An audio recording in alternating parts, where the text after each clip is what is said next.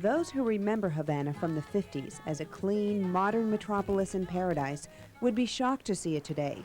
Once stately Spanish architecture continues to decay. Here's a photo of the famous Sloppy Joe's bar in Havana as it used to be. Now, like the rest of Cuba, it's a dilapidated building needing paint and repair. Everywhere, 2x4s hold up balconies. Potholes fill roadways, trash litters sidewalks, and the spirit of the people stagnates. These two young men admit they've considered leaving the island by raft. They say he's crazy. He left for the U.S. on a little piece of raft. But you ask yourself, how am I living here? Practically dead. You'd rather die at sea than live here. Cuba faces food and fuel shortages. Most travel on bicycles, and occasionally, if they're lucky, they hitch rides in crowded trucks. The few able to afford gasoline own mostly old American cars, a U.S. collector's paradise, if you will, of 50s roadsters. In their homes, people often go hours without electricity. This family was on its third day without running water. The water main, they close it off at times in this area, and the water doesn't come in with enough pressure. I brought them gifts from relatives in Miami, much-needed baby clothes, bottles, and other items for the newborn in the family. Everyone I talked with seemed anxious for word from outside Cuba. We hear news from U.S. broadcasts that reach us here, including news from our own country. We listen to U.S. broadcasts because here the news is limited. Some enterprising Cubans put homemade satellite dishes up outside their homes. Cubans build the antennas from spare parts. This enables them to receive the only real and accurate view they ever get of the world outside. One home we visited receives CNN, ESPN, and HBO, at least until the next time the Cuban government interferes. Foreign magazines and newspapers are non-existent, and Cubans must stand in the park to read Cuba's only official paper. It doesn't take long. It's about 4 pages filled with pro-government articles. But word reaches them one way or another. Young boys know about Michael Jordan. An old bicycle tire rim serves as their only basketball hoop. And that resourcefulness springs up everywhere on the island. Children learn to make do with very little. These boys wound tape and string to make a homemade ball. And baseball's still the national favorite, even if they don't have a bat. Ingenuity appears to be one of Cuba's gifts. Another is the island's natural beauty. Tall palm trees, flame-colored flowers, and rolling mountains. But even that's being destroyed. We saw oil wells dotting once pristine beaches, smokestacks polluting the air, and oil drifting in from tankers they wash out offshore. All this just 90 miles from Key West. Yet 34 years of communism have left a people more concerned with surviving today than conserving for tomorrow. Future? Here there is no future. Here we barely live the present, and it looks pretty black. Yolanda Fernandez, News Channel 8.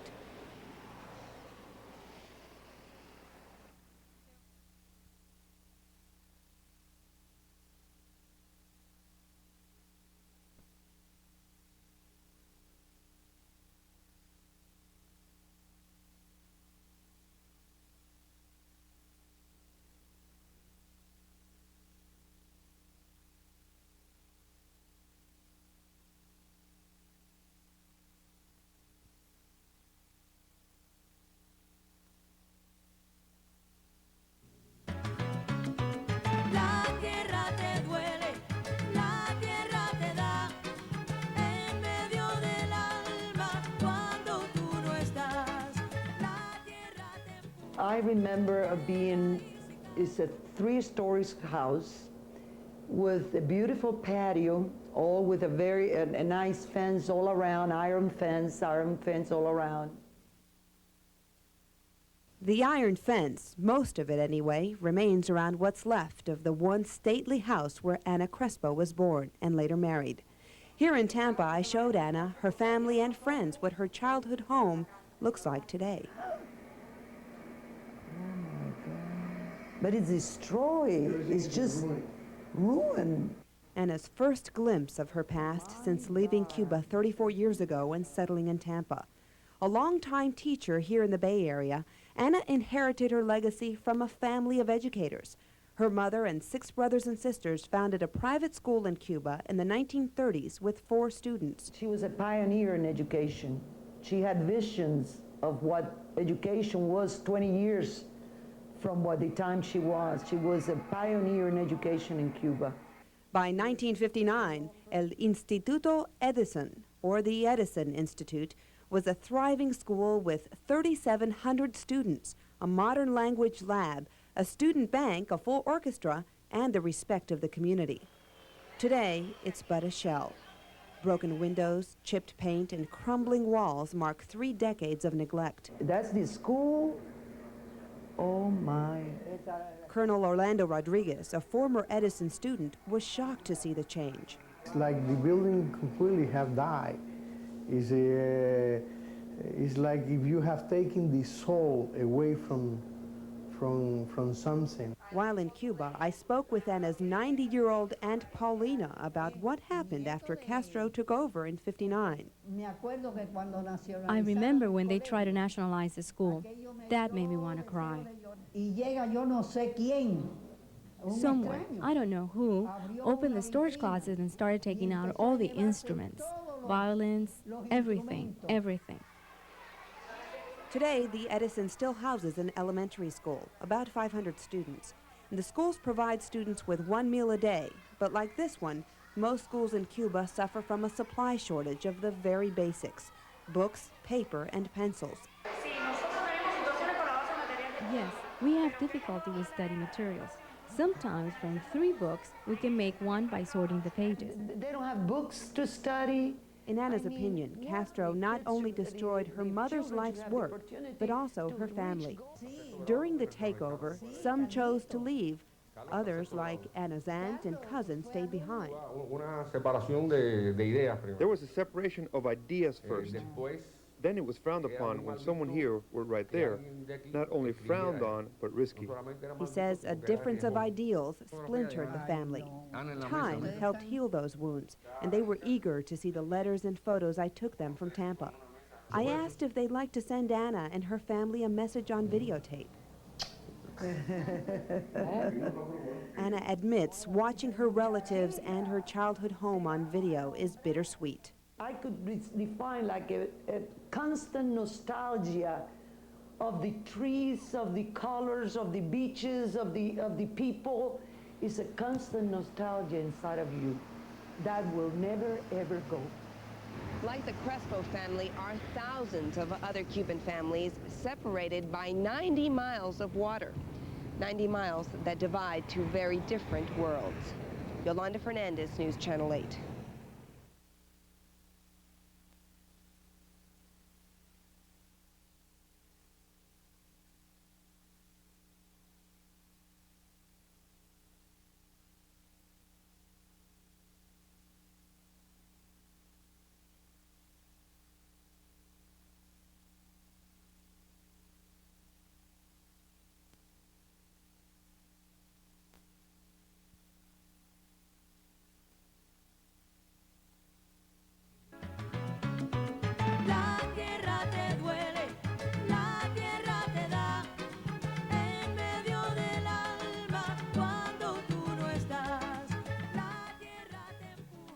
For a glimpse at true life in Cuba, just take a trip to the refrigerator of the average family.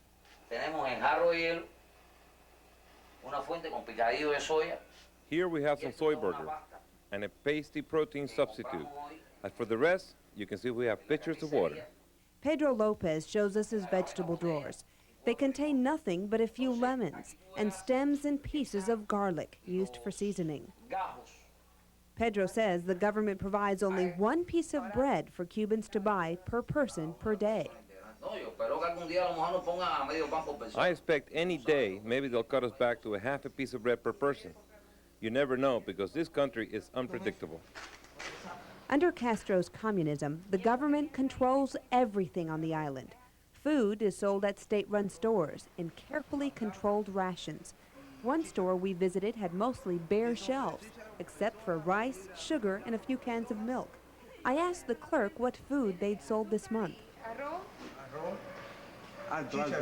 Rice, peas, that's it. Until when?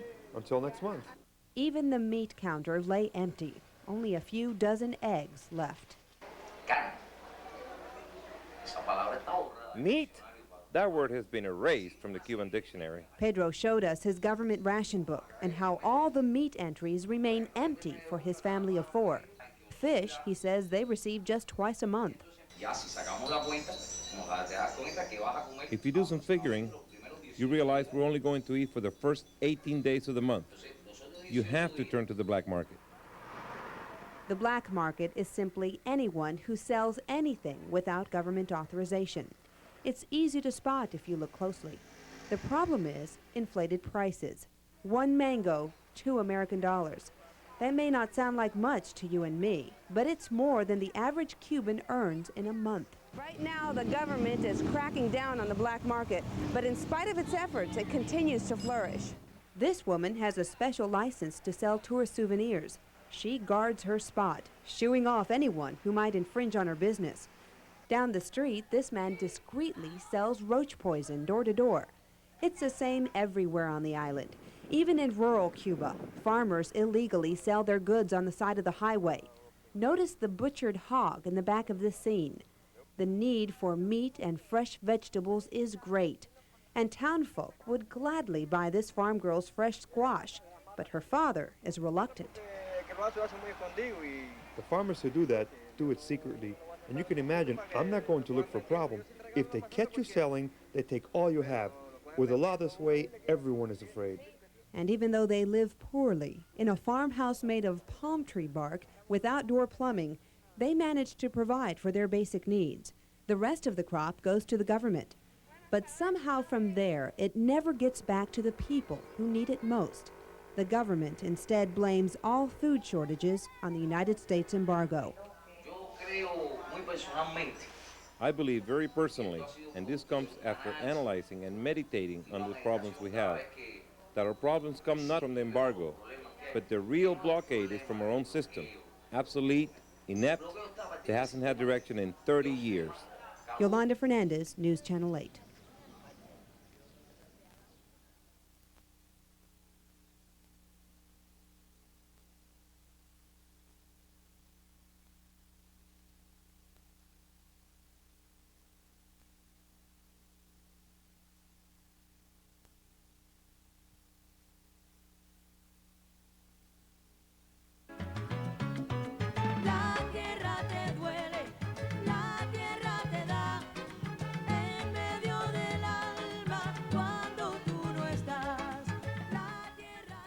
I lived most of my life right here.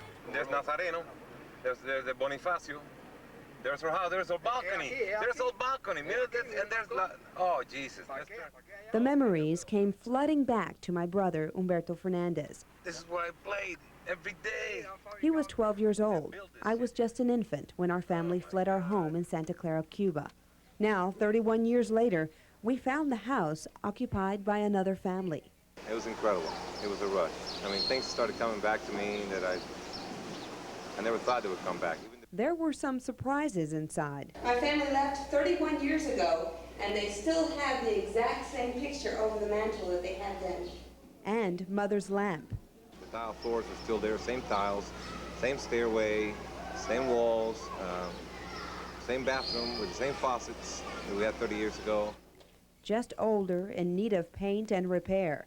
This child plays on the same patio, yet it looks much different from what it was when my brothers played on it. I was very small when I left, so things were going to then look a lot bigger to me than they do now. I spent there 2 days during the war. The war he refers to was when Castro's men took over the country. The impact of the last 30 years under his regime is evident in other ways. This is the family wash area, but if you walk back here and look into this old shower stall, you can see the family living here is secretly raising a pig. Out on the patio, chickens to supplement the country's meager food rations. When we visited Town Square, we found the cafe my father owned still standing. It's now a government diner. you can only go in there one day at a time. Those people, if they're still hungry,